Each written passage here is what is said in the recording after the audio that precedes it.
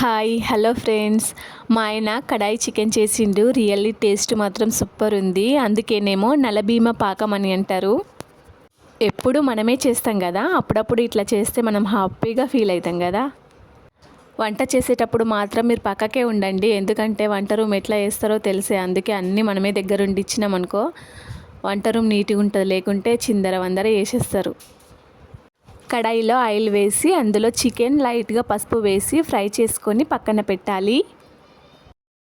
అదే ఆయిల్లో కొంచెం ఆయిల్ వేసి అందులో బిర్యానీ ఆకు, ఒక ఇలాచి, ఒక 2-3 మిరియాలు, బండ పువ్వు, లవంగాలు వేసి మంచిగా ఫ్రై చేసి అందులో ఆనియన్స్, పచ్చిమిర్చి మగ్గిన తర్వాత కొంచెం సాల్ట్, కొత్తిమీర, టమాటో వేసుకొని మగ్గనివ్వాలి.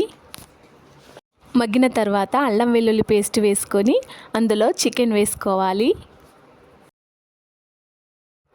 తగినంత కారం, సాల్ట్, వాటర్ వేసుకొని దగ్గరికి వచ్చేంత వరకు ఉడికించాలి. దగ్గరికి వచ్చిన తర్వాత గరం మసాలా, ధనియా పౌడర్, కొత్తిమీర వేసుకొని దింపేసుకుంటే సరిపోతుంది. Kadai chicken ready. Please like, share, subscribe.